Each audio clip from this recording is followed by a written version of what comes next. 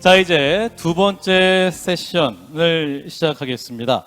자, 이번 세션은요, 패권 각축의 시대, 한국의 선택은 이라는 주제로 전 미국 국방부 정책기획 담당 차관보였던 그레이엄 앨리슨 하버드대 더글러스 딜런 정보학과 교수님의 기조 발제, 그리고 전 JTBC 뉴스룸의 앵커이셨죠, 손석희 앵커께서 토론을 함께 이끌어 주시겠습니다. 그레이엄 앨리슨 교수님은 개인 일정으로요, 오늘 현장에는 참석을 못하셨습니다만 멀리서 화면으로 오늘 이 자리에서 여러분과 함께 소통을 해 주실 예정입니다.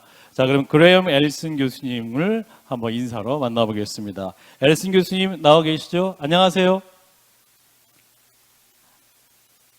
Hello. 잘 들리십니까? I'm here, yes ma'am. 네, 잘 들립니다. 그러면 지금 Can you 온라인 hear me? Yes. 잘 들리십니까?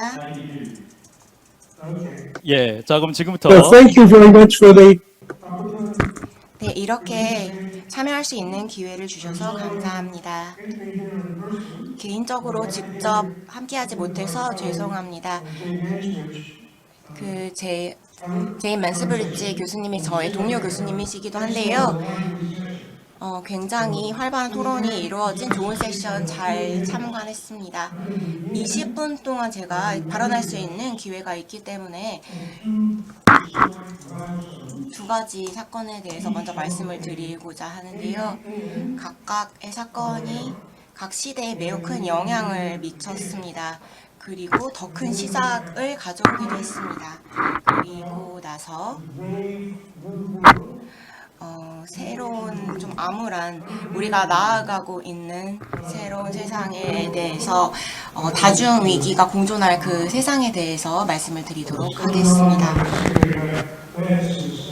매티스 장관님께서도 말씀하셨던 바가 있었죠. 그리고 제가 발표하는 내용 중에서 이제 크게 두 가지 내용이 있을 텐데요. 그리고 한 가지 또 질문을 던지도록 하겠습니다. 두 가지 이제 큰 아이디어를 던져 드릴 텐데요. 첫 번째로는 투키디데스의 함정이라는 것입니다. 6년 전에 제가 출간했던 책, 당시 이제 트럼프 대통령이 당선됐을 시점에 제가 발간했던 책에도 나와 있는 내용입니다. 그리고 또 매드 월드, 정신 나간 세상, 어떤 뜻인지 제가 이후에 말씀을 드리도록 하겠습니다. 그리고 우리 앞에 있는 험난한 길을 헤쳐나가는 데 도움이 될 수 있는 전략적인 개념에 대해서도 공유해 드리도록 하겠습니다. 여러분들 중 어떤 분들은 또 흥미를 가질 수 있는 내용이라고 생각합니다만 일단 바로 발표를 시작해 보도록 하겠습니다. 2023년에 우리가 모두 깨달은 것이 있습니다. 특히 한국에서는 다 잘 알고 계실 텐데요. 한국전 종전 70주년이 되는 해이기도 했죠. 서방에서는 휴전협정이 이루어졌을 때 1953년도에 휴전협정이 있었죠. 그때 또 다른 무언가가 시작되었습니다. 이후로 70년 동안 북한에서의 계속되는 위협과 도발이 있었습니다만 한국은 그럼에도 불구하고 전쟁을 겪지 않았습니다. 그 70년 동안 현대 세계에 있어서 정말 눈부신 발전, 기적을 일으켜냈습니다. 소득이라든지 보건이라든지 그리고 웰빙 측면에 있어서 한국은 지난 70년간 그 어떤 국가보다도 빠른 발전을 일으켜냈습니다. 이를 통해서 한국의 회복 능력과 그리고 뛰어난 한국인들의 능력을 증명해낼 수 있었습니다. 세계에서도 최고의 시장 경제와 활발한 민주주의를 일으켜냈습니다. 그리고 이를 기반으로 해서 한미 동맹도 굳건해졌습니다. 미국 바이든 대통령과 한국의 윤 대통령은 지난 4월 워싱턴 정상회담에서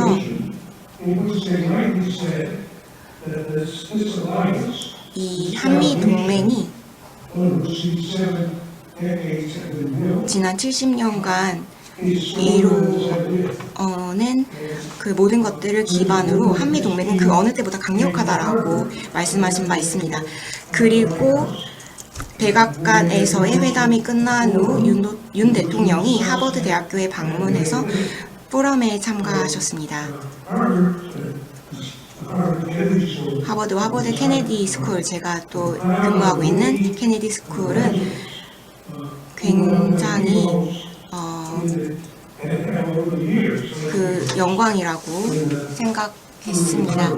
한국 정부와 그리고 국가안보팀 그리고 외교부 장관 그리고 또 국가안보 자문관, 굉장히 많은 중요한 인사들이 참여하는 행사였습니다. 70년 동안 한국이 이런 기적을 이룩해낸 것이 매우 좋은 소식이라고 우리가 이야기를 하고 환담을 나누었습니다. 더 중요한 것에 대해서 말씀을 드려야 될 텐데요. 또 냉전에 대한 내용입니다. 우리가 그 2차 대전 종전을 기리고 전 세계에서 인류 역사상 가장 많은 사상자를 냈던 최악의 전쟁이 종전된 지 78주년을 기념하면서 또 78년 전에 시작된 것은 거의 이제 80년 동안 지속된 것인데요. 강대국 간의 전쟁이 78년 동안 없었다는 건데요. 굉장히 전례 없는 긴 시간이었습니다. 굉장히 유명한 한 기사에서 이렇게 기술이 되었었죠.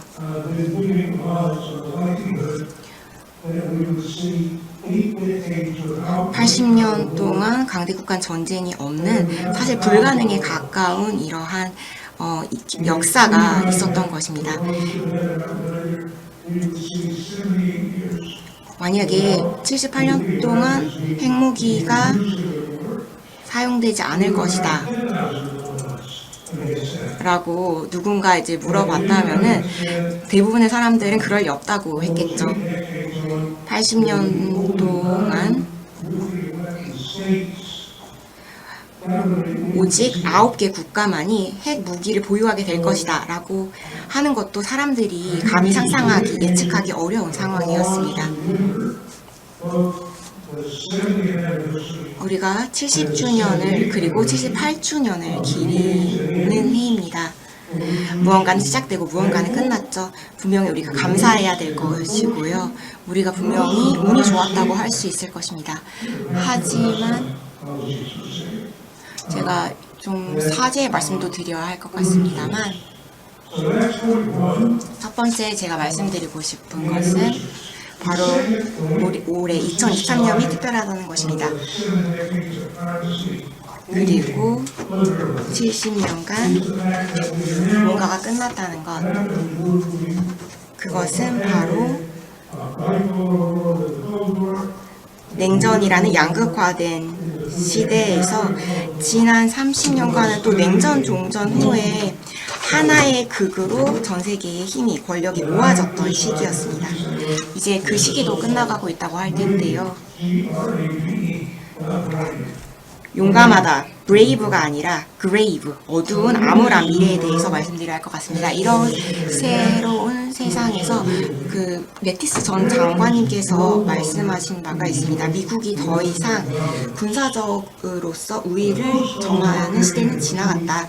이제 냉전 이후의 시대에 있어서는 미국이 운용하는 모든 지역에서 독보적, 압도적 세부적인 지위를 더 이상 점유할 수 없다고 이야기를 했는데요. 우리가 뭐 싸우고 싶은 데서 싸우고 운용하고 싶은 데서 운용하고 그런 시대는 이제 끝났다라고 이미 언급한 바 있습니다. 오늘날 모든 영역에서 경쟁이 시작되었습니다. 공중, 지상, 해상, 우주, 사이버 공간에서도 경쟁이 생겼습니다. 그렇다면 이게 한국의 시사하는 바는 무엇일까요? 우리가 살고 있는 시대에는 스트레스가 더 많을 것이고요.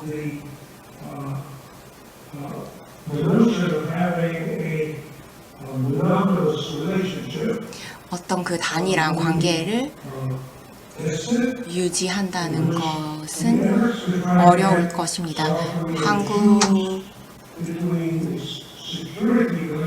한국이 안보 관계를 미국과 유지하고 또 중국과는 경제적인 관계를 유지함으로써 또 한국의 경제적인 번영을 구가하려고 하는 이러한 노력에 굉장히 큰 압박이 가해질 수 있습니다. 그렇다면 미래의 세상은 어떤 모습을 하고 있을까요? 제가 그 두 가지 큰 주제로 오늘 말씀을 드릴 텐데요. 그리고 한 가지 질문을 또 던질 것인데요. 먼저 말씀드리고자 하는 것은 투키디데스 함정이라는 것입니다.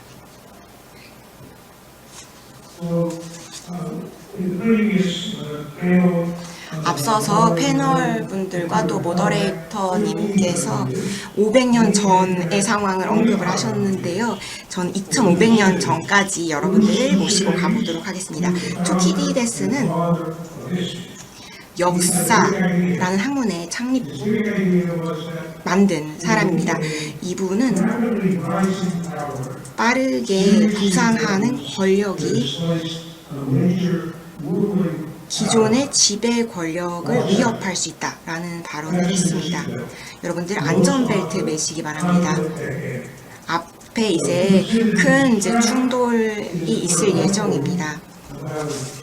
투키디데스는 이러한 말을 처음에 만들었는데요. 투키디데스가 제시한 아이디어라고 하는 것, 투키디데스의 함정이라고 하는 것은 굉장히 위험한 어떤 역학관계입니다. 새롭게 빠르게 부상하는 신흥 권력이 기존에 있는 지배 권력을 교체하려고 할 때 벌어지는 상황을 이런 투키디데스 함정이라고 하는데요. 여러분들 펠로폰네소스 전쟁 다들 알고 계시죠? 아테네가 부상하게 되자 스파르타는 이제 공포에 사로잡히게 되고 이로 인한 전쟁은 불가피한 것이었죠.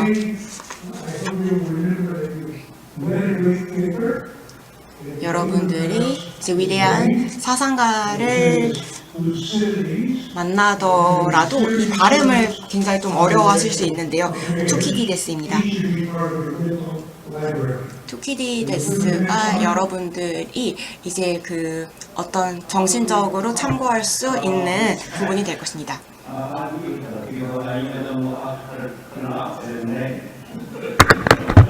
You know, the Thucydides trap that people talk about. Thucydides trap. The Thucydides trap. The Thucydides trap. Thucydides trap. The Thucydides trap. The Thucydides trap. 이러한 개념은 현재의 상황을 진단하는 데 있어서 폭넓게 쓰이는 개념입니다. 미국과 중국 관계에 있어서 특히 빈번하게 쓰이고 있는데요. 저의 그 저서에 그 피할 수 없는 전쟁이라는 책에 보면은 지난 500년 동안 16건의 투키디데스 함정이 발견되는데요. 새로운 급부상하는 세력이 지배 세력을 위협하게 되면은 이 중에 12번 이 전쟁으로 이어졌고요. 4번만 전쟁으로 이어지지 않았습니다. 미국과 중국 사이의 전쟁은 어떻게 될까요? 아마도 전쟁이 있을 가능성이 굉장히 높아 보이는데 만약에 전쟁이 발발한다면 향후 수년 안에 발발하게 된다면 어떤 식으로 발발하게 될까요? 미국이랑 중국 간의 지난 전쟁, 1950년에 있었던 전쟁, 여러분들 아마 말씀 안 드려도 당시 있었던 전쟁에 대해서는 더 잘 알고 계실 것이라고 생각합니다. 이 투키디데스 함정과 양국 간의 경쟁 관계를 다음 슬라이드에서 다시 설명을 해드릴 텐데요. 두 번째 말씀드리고 싶은 아이디어는 정신 나간 세상이라는 아이디어인데요. 냉전을 공부하지 않으셨던 분들, 그리고 핵시대를 잘 모르시는 분들은 아마 MAD, 매드라고 하는 표현이 낯서실 텐데요. 이것은 이제 약자입니다. 상호 파괴라고 하는 말의 약자인데요. 또 매드라고 하는 말이 의미하는 것은 양국 중에 하나가 공격을 개시하면 상대국이 이제 보복전을 하게 된다. 이런 것을 의미하기도 합니다. 이러한 그 매드라고 하는 관계에서 그 적대적인 양계국이 불가분에 결합된 이제 쌍쌍둥이와 같은 관계를 갖게 되는 것입니다. 미국과 중국 간의 관계, 21세기에는 그렇죠. 서로 매드 관계에 있는 관계입니다. 핵 매드가 될 수도 있을 것이고요. 오늘날의 중국은 핵무기를 보유하고 있습니다. 굉장히 강력하고요. 그리고 만약에 미국이 중국을 공격하게 된다. 보복이 따라올 수밖에 없겠죠. 미국을 향한 보복이 있을 것입니다. 그 결과 미국이 파괴될 수밖에 없을 것입니다. 레이건 전 대통령은 수십 년 전에 이러한 개념을 이해를 하고 핵전쟁이 승리를 가져올 수 없다라고 발언을 했습니다. 왜냐하면 결국에는 우리 사회도 파괴될 수밖에 없기 때문입니다. 그렇기 때문에 따라서 핵전쟁은 처음부터 일어나선 안 된다고 발언했습니다. 우리가 적국과 핵전쟁을 벌이게 되면은 나의 행동으로 인해서 가져올 결과 때문에 이러한 행동 자체를 스스로 제약하게 되는 효과가 있습니다. 미국과 중국 그리고 모든 다른 국가들은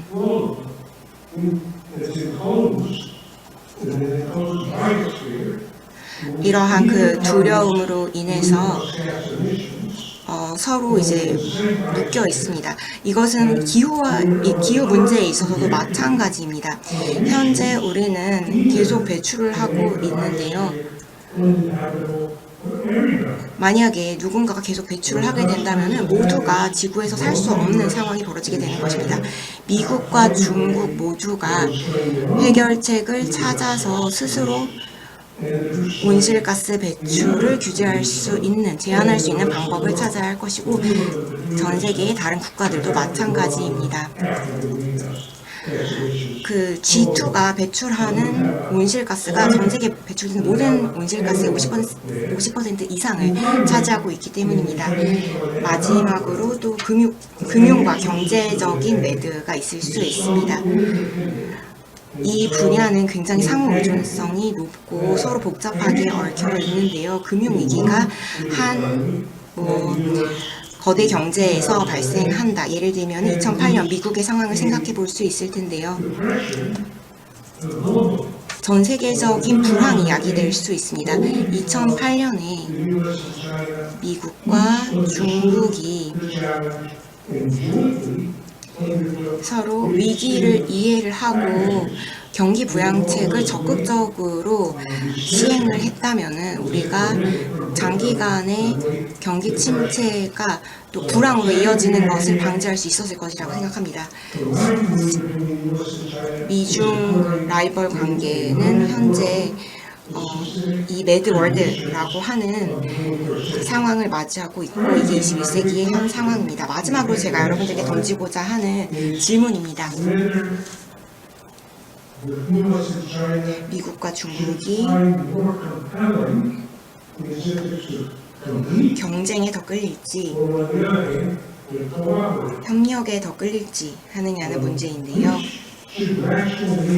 합리적인 리더라면, 미국과 중국의 합리적인 리더라면 무엇에 더 매력을 느껴야 할까요?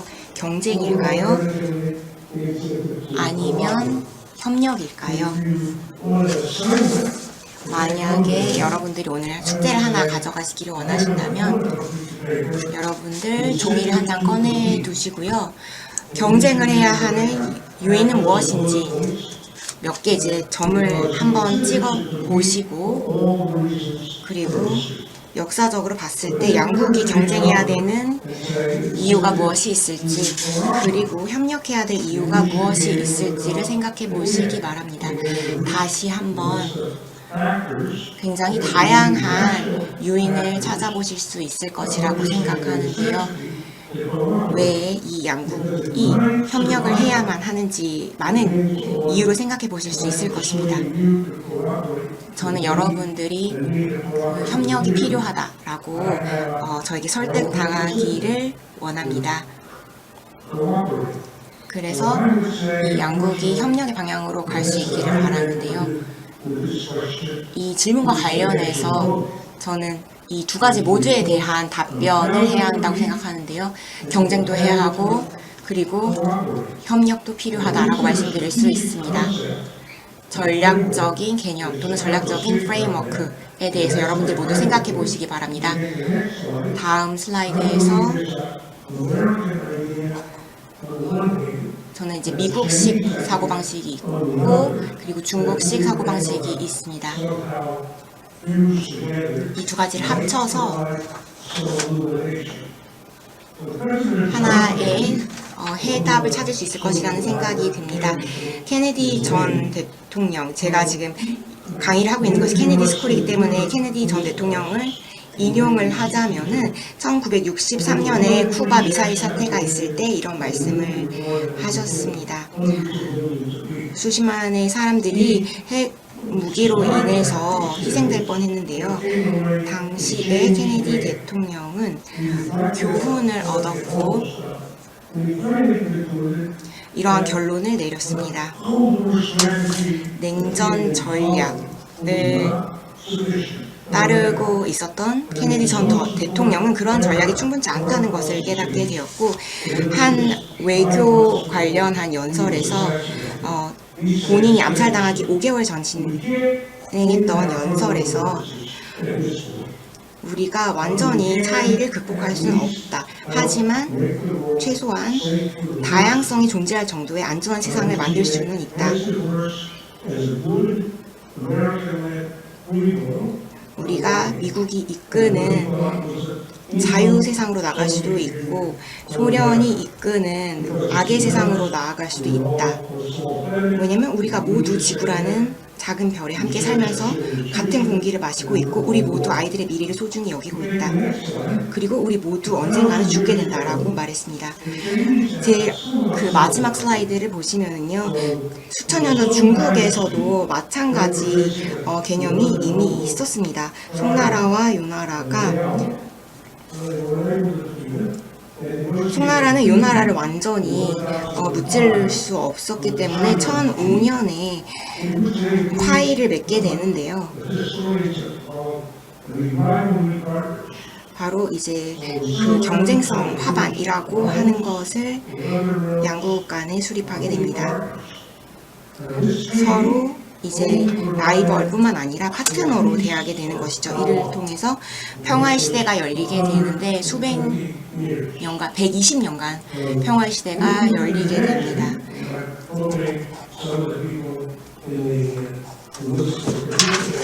오늘 이 자리에 함께하고 계신 여러분들께서도 생각해 보시기 바랍니다.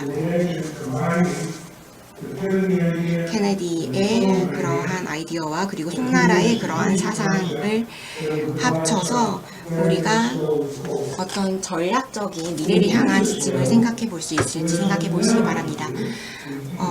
재계 상황을 한번 생각해 볼 텐데요. 각 기업들, 그 다음 페이지 넘겨주시겠습니까? 다음 페이지 넘겨주시겠습니까? 바로 그 협조적 경쟁이라는 개념이 있습니다. 삼성과 애플이 스마트폰에 있어서 이제 세계 최고의 기업들이죠. 양사가 서로 스마트폰을 판매하면서 경쟁을 벌이고 있는데요. 2010년부터 삼성이 애플보다 더 많은 스마트폰을 판매하기 시작합니다. 다음 슬라이드로 넘어가 볼 텐데요. 하지만 그 부품에 있어서 최대 공급자, 애플의 부품 최대 공급자는 바로 삼성입니다. 삼성은 애플에 있어서 굉장히 강력한 경쟁자이기도 하지만 또 주요한 부품 공급자이기도 합니다. 이게 어떻게 가능할까요?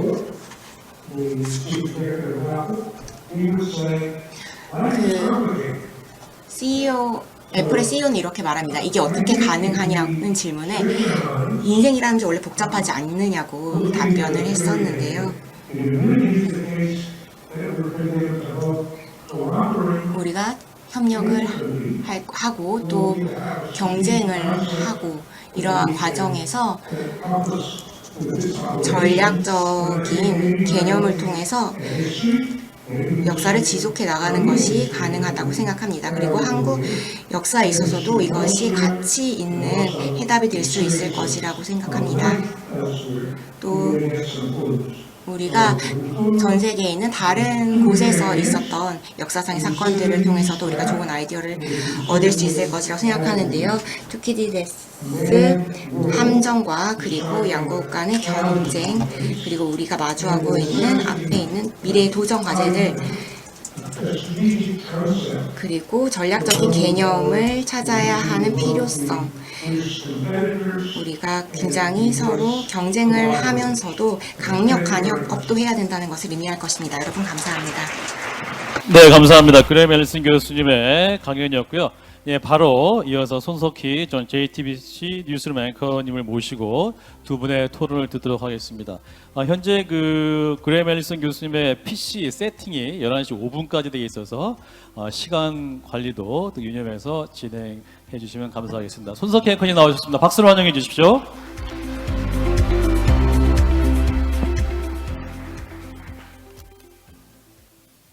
(10분밖에) 안 남아서 바로 질문 드리겠습니다. 인사는 나중에 따로 올리겠습니다. 말씀하신 내용 중에 투키디데스의 함정은 저도 지난번에 이 컨셉을 중심으로 해서 다큐멘터리를 한번 만들어서 굉장히 오늘 의미 있는 그런 그 자리가 된 것 같습니다. 다만 이 자리에서 이제 궁금한 것은 역시 이 상황 속에서 한국의 전략은 무엇이 되어야 하느냐가 가장 중요한 내용인 것 같아서 그에 대한 물론 아까 이제 여러분들께 드리는 질문에서 그런 부분을 좀 녹여서 말씀하시긴 하셨지만 앨리슨 교수님의 보다 좀 구체적인 방법론이랄까 한국의 전략은 어떤 것이 되어야 될 것이냐에 대해서 좀 고견을 듣고 싶습니다. No, thank you very much, and I remember our 네, 감사합니다. 네, 좋은 질문이신데요. 저는 한국의 팬입니다. 한국이 달성한 바는 지난 70년간 달성한 것은 현대 사회에 있어서 가장 대단한 기적 중에 하나라고 생각합니다. 한국은 미국의 가장 중요한 동맹이자 분단된 국가이고 또 중국에 인접해 있습니다.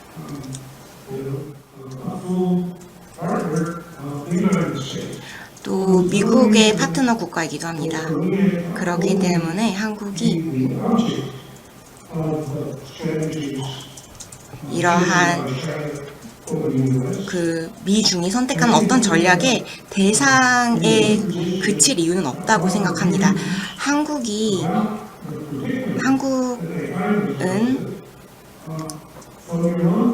스스로의 공격을 파악하고 여기서 적극적인 참여자의 역할을 할 수 있다고 생각합니다. 당사자의 역할을 할 수 있다고 생각합니다. 싱가포르에 있는 제 동료와 최근에 이야기를 나눈 적이 있는데요.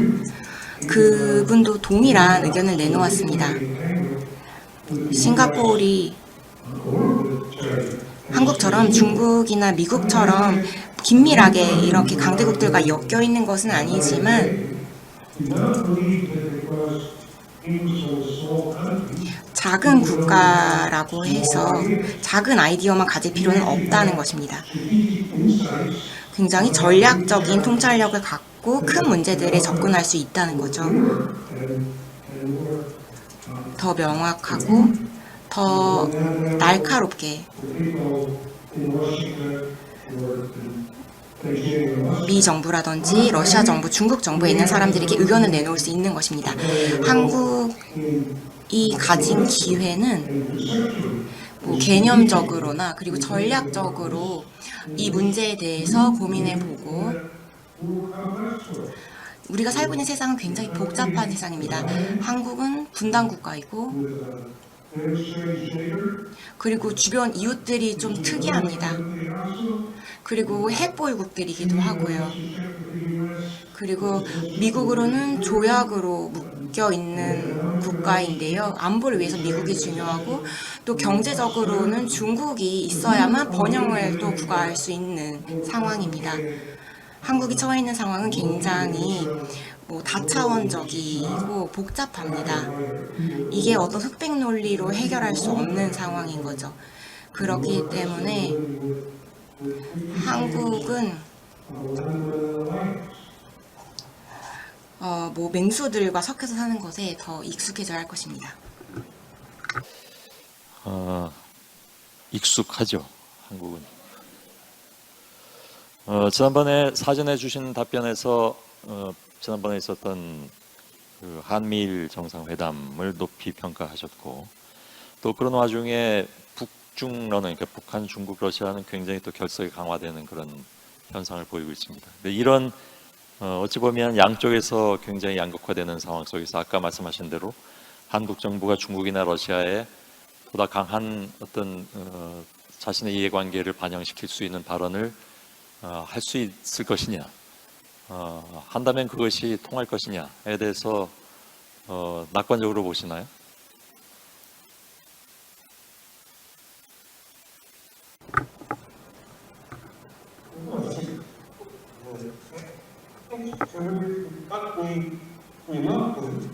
한국이 스스로 어떤 입장을 내놓는 것을 꺼릴 수 있을 것입니다. 한국에 유리한 것 그리고 이 지역에 유리한 것에 대해서 한국 스스로의 입장을 내놓기 어려울 수 있습니다. 이것을 이제 강대국들에게 미루고 싶어 할 것 같습니다. 그 부분은 이제 충분히 존중합니다. 강대국들이 지혜나 통찰력을 더 많이 가지고 있는 것도 아니고요. 전략이 더 뛰어나다고만도 할 수 없습니다.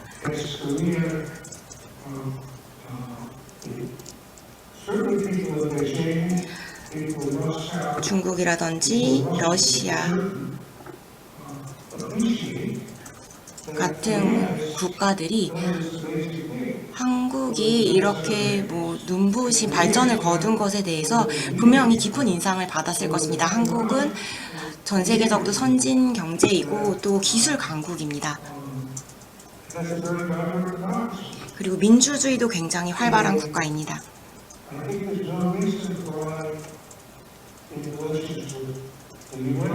미국과의 관계에 있어서 그리고 중국과의 관계에 있어서 그리고 러시아와의 관계에 있어서 한국이 더 발언을 해도 된다고 생각합니다. 시간상 어떤 그 디베이트는 좀 어려운 상황인 것 같아서 그냥 질문으로 그러면 대신하겠습니다. 그 지난번에 제가 그 유럽의 몇몇 전문가들하고 인터뷰를 해봤더니 그분들이 하신 말씀이 미국이 이렇게 그 공급선 변화를 통해서 중국을 압박하고 있는데 유럽의 입장은 굉장히 좀 곤혹스럽다.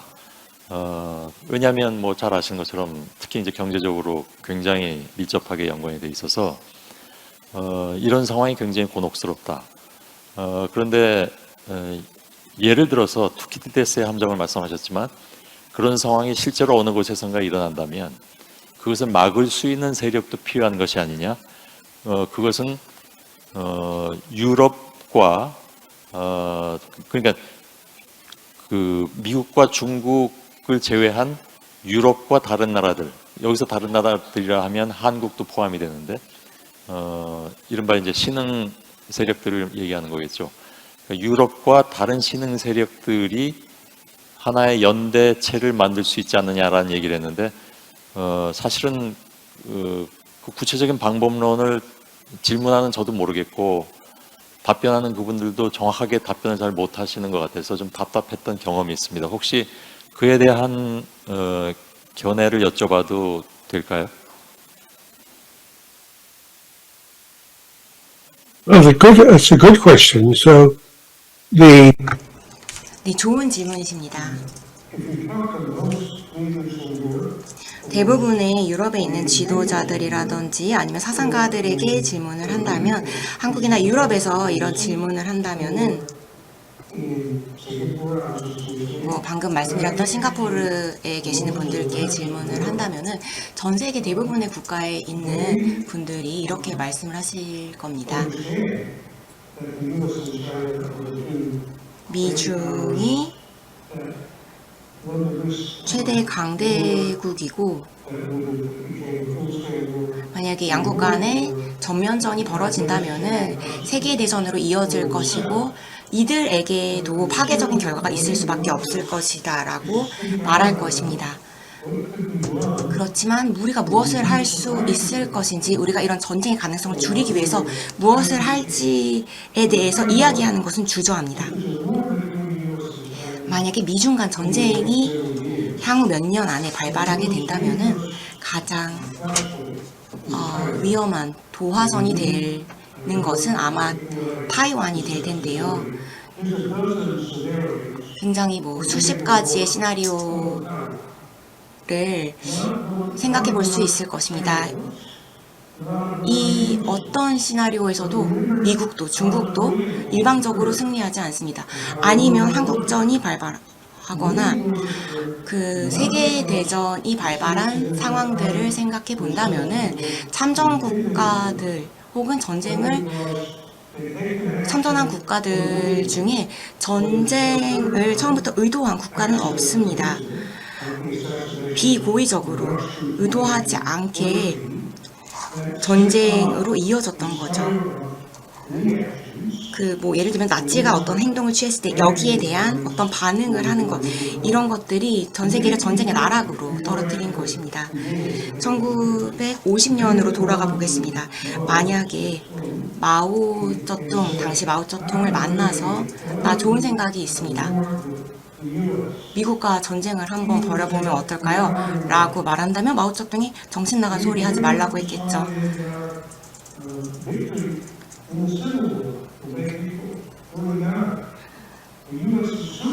그리고 그 남북 전쟁에서도 그리고 일본과 전쟁을 벌이기 5년 전의 상황을 생각해 보더라도 전쟁은 의도됐던 것이 아닙니다. 트루먼 전 대통령에게 1950년대에 찾아가서 중국이랑 전쟁 한번 벌여볼까요? 라고 한다면 트루먼 대통령도 정신 나갔다고 했겠죠. 절대 안 된다고 하겠죠. 우리는 중국과의 전쟁에 참전할 의사가 전혀 없어 라고 대답을 하셨을 겁니다. 아니면은 메가더 사령관 38선을 건너서 그 중국 국경까지 가자 라고 하면 어땠을까요? 당시에 이제 메가더 사령관이 중국 국경까지 갔기 때문에 마오쩌둥으로서는 다른 선택의 여지가 없었던 겁니다. 한국 사람들이 오늘날의 타이완을 보면서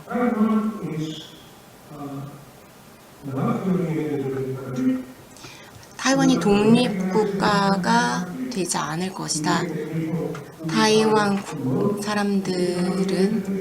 사람들 중에서 독립을 주장하는 사람들은 아시아 전체의 안보를 위험에 빠뜨리고 있는 것입니다. 그렇기 때문에 우리가 해야 하는 것은 보다 이제 지역 중심적인 접근법을 취하는 건데요. 어떤 의도적인 방책을 취하지 않는 것입니다.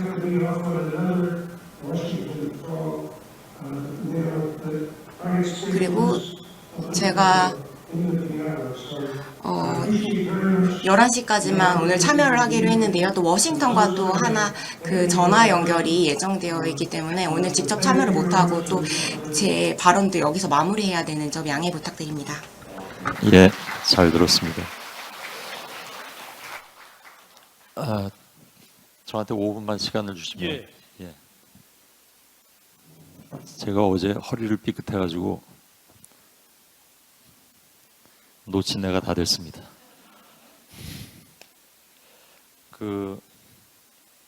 5분만 시간을 주신다면 제가 오늘 드리려고 했던 질문을 여기서 잠깐 말씀을 드리면서 이 시간을 어떻게 가져갔으면 좋겠다라는 생각을 했다는 것을 좀 전해드리고 싶습니다.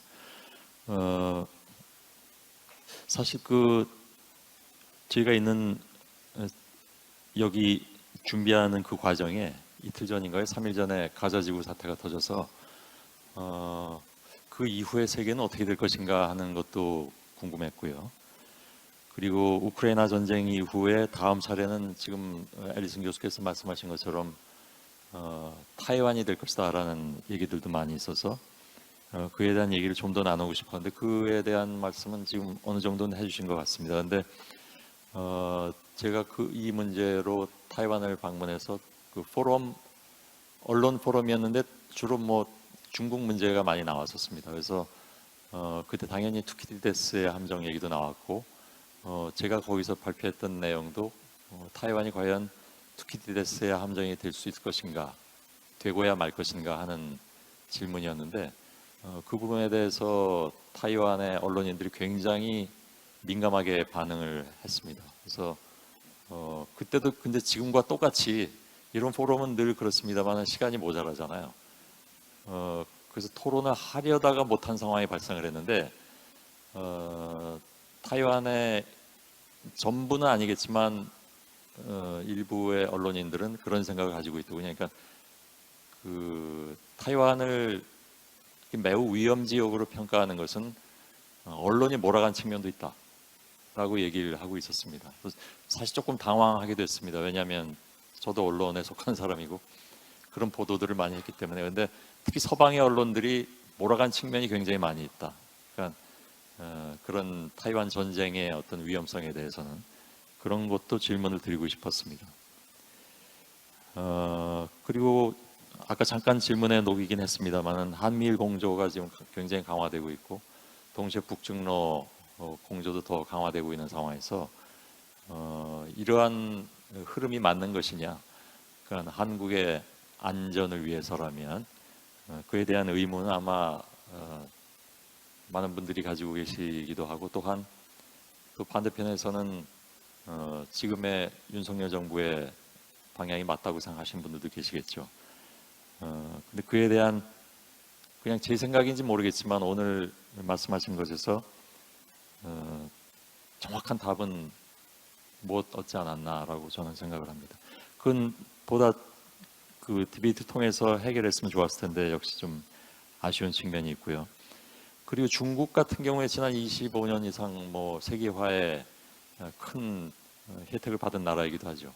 동시에 가장 큰 최대 소비국이 되기도 했기 때문에 미국도 마찬가지고 유럽도 마찬가지고 유럽은 그걸 대놓고 얘기하고 있지만 중국과 연을 끊는다는 것은 있을 수 없는 일이다라는 생각들 다 가지고 있는 상황 아니겠습니까? 그런데 그런 상황에서 과연 중국에 대한 고립 정책이 특히 세계화 시대 이후에 가능할 것이냐. 그리고 제가 오늘 제 생각이 맞는 건지 모르겠는데 앨리슨 교수님의 그 발표 내용 중에 잠깐 좀 아까 그걸 뽑아줄 수 있을지 모르겠는데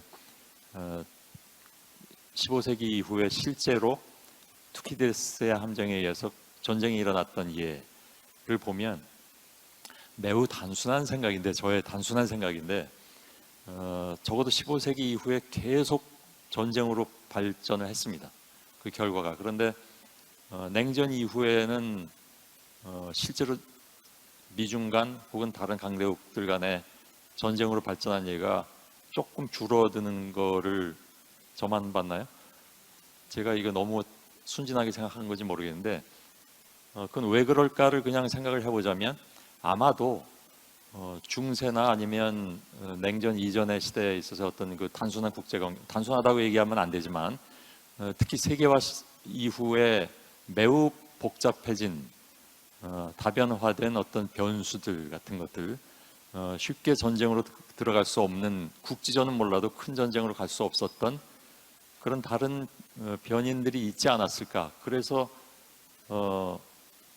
노워가 추세상으로 좀 늘어난 것이 아닌가 하는 것을 질문을 드리고 싶었는데 역시 못 드렸습니다. 대략 그런 내용들이었네요. 그리고 마지막에 질문을 꼭 드리고 싶었는데 그거 못 드렸는데 미국은 미국의 정치가 어떻게 변화하느냐, 그러니까 미국의 정부가 어떻게 바뀌느냐에 따라서 우리 정부도 마찬가지지만 엄청나게 변화가 있잖아요. 그죠? 물론 안 변하는 것도 있지만 그래서 만일 이건 알 수 없는 일이니까 여기 계신 분들께서도 그 답을 가지고 계신지 모르겠는데 트럼프가 또 대통령이 되면 그 다음은 어떻게 되는 것이냐. 그 사람의 캐릭터나 정책은 다 알고 있는 것인데 지금 공화당의 가장 유력한 주자가 압도적으로 앞서가고 있잖아요. 만일에 트럼프가 다시 들어서서 행정부가 바뀌면 그 다음은 어떻게 되는 것이냐. 여러 가지 관계들이 지금 논의되고 있는 것들이 그게 궁금했는데 질문을 못 드렸습니다. 시간이 더 있으면 제가 생각하는 것을 더 말씀드릴 수 있겠지만 계속 눈치를 주고 계심으로 마치도록 하겠습니다. 작년에 이어서 오늘 두 번째로 여기서 여러분들 만나 뵈서 무척 반가웠습니다. 혹시 기회가 되면 나중에 또 뵙도록 하겠습니다. 고맙습니다. 예, 자, 그레이 메리슨 교수님과 손석희 전 앵커님의 토론을 잘 들었습니다.